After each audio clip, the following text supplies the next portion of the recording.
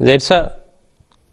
کیا رشتہ طے کرنے کے لیے لڑکا لڑکی کو دیکھ سکتا ہے یا لڑکی لڑکے کو دیکھ سکتی ہے، اور اس کی حد بندی کیا ہے، کس حد تک جو ہے یہ دیکھنے کا؟ کیونکہ موجودہ وقت میں بہت سی باتیں جو ہیں انڈرسٹینڈنگ کے نام پر کہ جی سمجھنے کے مزاج کے، یا فلاں ہو جائے جی اتنا وقت مل جائے کہیں باہر چلے جائیں، تو بنیاد سے اگر آپ شروع کریں دیکھنے کی حد تک سے۔ بات دراصل یہ ہے کہ مختصر جواب تو یہی ہے کہ دیکھ سکتا ہے، اور اس کی تفصیلات یہ ہیں کہ احادیث میں بھی اس کے بارے میں رہنمائی ملتی ہے۔ حضرت مغیرہ بن شعبہ رضی اللہ تعالیٰ عنہ بیان کرتے ہیں، ترمذی میں یہ حدیث آئی ہے اور بھی کتابوں میں ہے، کہ وہ کہتے ہیں کہ میں نے ایک خاتون کو منگنی کا پیغام بھجوایا، اسے منگنی کی، تو حضور صلی اللہ علیہ وسلم کے علم میں جب بات آئی تو حضور نے مجھے فرمایا کہ ایک نظر اسے دیکھ لینا تھا، کیونکہ میاں بیوی کا ایک دوسرے کو دیکھ لینا جو ہے وہ ان میں محبت اور ان کی زندگی کو زیادہ خوبصورت بنا دیتا ہے۔ تو یہ ایک نظر دیکھنے کی بات ہے۔ اور جہاں تک اس بات کا تعلق ہے کہ کس وقت دیکھنا چاہیے اور کس طرح دیکھنا چاہیے، حضرت مسلم اور رضی اللہ تعالیٰ عنہ نے بہت خوبصورت اس کی بڑی وضاحت کی ہے، کہ یہ نہیں کہ آپ لڑکی کا رشتے کی تلاش میں گھر گھر پھر رہے ہوں اور ہر جگہ جا کے آپ لڑکی کو دیکھیں، بلکہ اس میں بنیادی طور پہ حضرت صاحب نے یہ بات بیان کی کہ جب تمام باتیں طے کر لیں رشتہ دار اور ایک نتیجے پہ پہنچ جائیں تو پھر دیکھ لینا چاہیے۔ اور حضرت صاحب فرماتے ہیں، میں وہ الفاظ پڑھ دیتا ہوں، حضرت مسلم اور رضی اللہ تعالیٰ عنہ فرماتے ہیں، الفضل جولائی 1959 میں یہ حضرت صاحب کا ارشاد شائع ہوا ہے۔ حضور فرماتے ہیں، شادی کے موقع پر جب سب باتیں رشتہ داروں میں طے ہو جائیں تو لڑکی کو دیکھ لینا بہت سے فتنوں کا سدباب کر دیتا ہے۔ رسول کریم صلی اللہ علیہ وسلم کے زمانے میں ایک نوجوان نے کسی لڑکی سے شادی کرنی چاہی، لڑکی والوں کے سب حالات اسے پسند تھے، اس نے لڑکی کے باپ سے کہا کہ مجھے اور تو سب باتوں سے اتفاق ہے، اگر آپ اجازت دیں تو میں لڑکی کو بھی دیکھ لوں۔ اس وقت پردے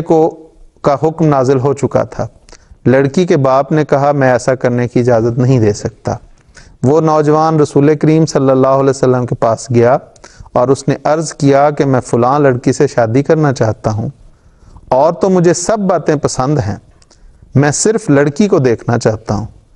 میں نے لڑکی کے باپ سے اس کا ذکر کیا تھا مگر اس نے لڑکی دکھانے سے انکار کر دیا۔ رسول کریم صلی اللہ علیہ وسلم نے فرمایا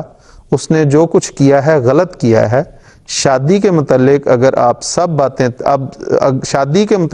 سب باتیں طے ہو گئی ہیں تو تم لڑکی کو دیکھ سکتے ہو۔ یہ ہے بات۔ اور بعض اور حدیث میں اس کی مزید وضاحت اس طرح بھی آتی ہے کہ اس نے جا کے لڑکی کے باپ کو یہ پیغام دیا، اور قبل اس کے کہ لڑکی کا باپ اجازت دیتا یا اس پہ کوئی ناراضگی کا اظہار کرتا، لڑکی خود احادیث میں آتی ہے کہ اس نے کہا کہ جب میرے آقا نے اجازت دے دی ہے تو اور کیا بات ہو سکتی ہے، دیکھ لو مجھے۔ تو یہ وہ ہے اطاعت، ایک طرف یہ اطاعت۔ دوسری جہاں تک وہ انڈرسٹینڈنگ کی بات ہے اور اس بات کہ کس حد تک دیکھا جا سکتا ہے، دو باتیں جو میں نے عرض کر دی، ایک تو یہ میں نے عرض کی کہ جب سب باتیں طے ہو جائیں تو پھر بنیادی قواعد پسند آ جائیں۔ شروع اس بات سے شروع اس بات سے نہیں کہ پہلے ہم لڑکی دیکھیں گے پھر بات کریں گے، جب آپ کو بنیادی باتوں پہ اتفاق ہو گیا ہے تو پھر آپ لڑکی دیکھ لیں۔ اور دوسری بات یہ کہ دیکھنا یہ نہیں مراد، جہاں جیسے آپ نے کہا کہ انڈرسٹینڈنگ، وہ تو پھر بعض تو معاشروں میں ایسے یہاں تک ہو جاتا ہے کہ وہ پھر کہتے ہیں کہ اچھا ہم بچے پیدا کر لیں تو پھر شادی کریں گے، تو یہ وہ ایک نامناسب اور جو ایک خوبصورت تعلیم ہے اس کے بالکل برعکس اور ایک نامناسب بات ہو جاتی ہے۔ تو یہ بھی، اس میں بھی اسلام نے پردے کا جو حکم رکھا ہے وہ بہت ضروری ہے اور بہت بنیادی ہے۔ اور یہ بھی یہ نہیں کہ لڑکا اور لڑکی الگ چلے جائیں، ہوٹلوں میں چلے جائیں، وہ شادی سے قبل سیر پہ چلے جائیں اور اس کے نام پہ انڈرسٹینڈنگ ہو۔ اور یہاں تک کہ بعض لوگوں نے تو اس کو بہت زیادہ گفتگو کو بھی پسند نہیں کیا کہ ایک حد تک ہونا چاہیے، اور اس میں یہ کہ وہ اگرچہ رشتہ دار بھی ہوں، بلکہ پرانے لوگوں میں تو یہ ہے کہ رشتہ داروں میں بھی جب رشتہ طے ہو جاتا تھا تو یہ اس کی ایک تقدس تھا اس رشتے کا کہ پھر لڑکا اور لڑکی ایک دوسرے سے ذرا ہٹ کے رہتے تھے، ایک دوسرے کے سامنے نہیں، خاص طور پر لڑکی باوجود اس کے کہ پہلے وہ دیکھا ہوتا تھا تو تھوڑا سا پردہ ایک حجاب آ جاتا ہے. تو یہ چیزیں جو ہیں اگرچہ وہ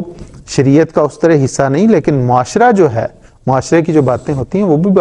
جو خوبصورت باتیں ہیں وہ اس کا حصہ بن جاتی ہیں. اس لیے یہ چیز جو ہے کہ جیسے آپ نے فرمایا کہ بعض لوگ کہتے ہیں کہ انڈرسٹینڈنگ ہو جائے اور پھر کریں گے، ایسی کوئی بات نہیں، اسلام اس کی اجازت نہیں دیتا. بس اس حد تک ہے کہ بڑوں کی موجودگی میں ایک نظر دیکھ لیا جائے. ہاں جی، اصل بات یہ ہے زید صاحب کہ انسان جس معاشرے میں رہ رہا ہوتا ہے اس کے اثرات سے محفوظ نہیں رہتا، اس سے متاثر ہوئے بغیر، یا بعض لوگ جو ہیں وہ اس اثر کو زیادہ قبول کر لیتے ہیں. تو جیسے میڈیا پر اور اس دور میں اور جو ترقی یافتہ ممالک شمار ہوتے ہیں، جیسے ان کو دیکھتے ہیں تو ان کو فالو کرنے کی بعض لوگ کوشش کرتے ہیں کہ گویا یہ بڑی فائدہ مند چیز ہے، حالانکہ پریکٹیکل ان کی صورتحال جو ہے وہ بتا رہی ہے کہ وہاں پر اگر ایسے رہنے سے اور ایسے دیکھنے سے اور گفتگو کرنے سے اور لمبا وقت گزارنے سے اگر انڈرسٹینڈنگ ڈیولپ ہوتی تو ان میں طلاق کی ریشو جو ہے وہ اتنی زیادہ نہ ہوتی. اس لیے یہ پریکٹیکل جو ہے وہ کنٹرڈکشن ہے. اس لیے ایسی چیزوں کے پیچھے جو ہے وہ نہیں چلنا چاہیے، اور جو جائز حدود جو ہیں وہ اسلام نے بیان کی ہیں ان کے اندر رہتے ہوئے ضرور ان کو انسان کو استعمال کرنا چاہیے، اور جب جو ہے احادیث میں بھی اس کا ذکر باقاعدہ طور پر ملتا ہے.